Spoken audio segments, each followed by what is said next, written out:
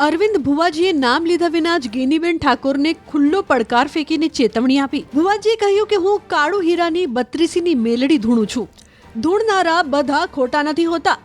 અરવિંદ ભુવાજીએ ત્યાં સુધી કહ્યું કે રાધનપુર, ભાભર, દિયોદર તથા સુઈગામ પંથકમાં તેની 5000 બાધાઓ છે. સાથે જ પડકાર ફેંક્યો કે તમારા ડોક્ટર અને નેતાઓને લાવીને 5 મિનિટ માટે કોઈ દુઃખ દૂર કરી આપો.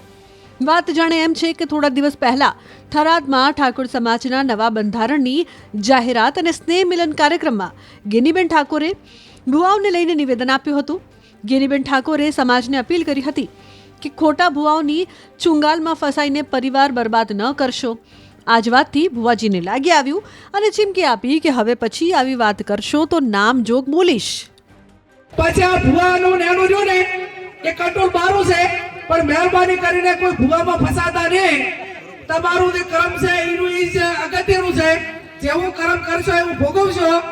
અને એવા તમને ભ્રમમાં ઘાલશે કે તમને આર્થિક બરબાદ કરશે, સામાજિક બરબાદ કરશે, કુટુંબમાં બરબાદી લાવશે અને એવી વેમ ઘાલશે તો આખો પરિવાર વેરવિખેર કરશે. એટલે મહેરબાની કરીને કોઈ પણ પ્રકારનું દખ હોય તો ડોક્ટરને બતાવવું, હગાવાલાને બતાવવું, એને વાત કરવાની. કોઈ પણ અકામણ હોય તો વાત કરવાની.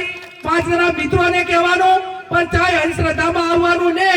અને ભોપા જો આખા તેનું બધું મટાડી દેતા હોય તો હું કેશોદી આ સાહેબ બે તમે કોઈ ભોપાની બાધા રાખો અને અમે તમારે અહીંયા કોઈ પણ કામ ના કરા અને ચૂંટણીમાં ફોર્મ ભરા દીધા તો ભોપો હાસો તો અમે ભોપા લઈને બેહી રહ્યા ને ભાઈ.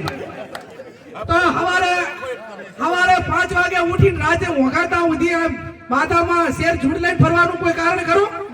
તો બધા ભોપો દીતાડી દે. એટલે ચાહે ભોપાની વાતરી જે ભોપા હોય માફ કરે ને કે પેલા આપણે ના ડરે ભાગ બરાબર. એટલે આ માત્ર ભ્રમો છે, માત્ર કમાણી અને સાધન છે, ટોકા રસ્તા છે.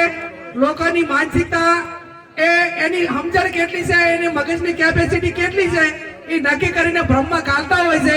એટલે મહેરબાની કરીને કોઈ પણ પ્રકારની તકલીફ હોય તો જેનો જે નિષ્ણાત હોય એના કંદાવું, હગાવાલાનું હોય તો હગાવાલા કંદાવું, દખ દાતું હોય ડોક્ટર કંદાવું અને જે કઈ હોય એ 5 જણે થઈને એનું નિરાકરણ લાવવું.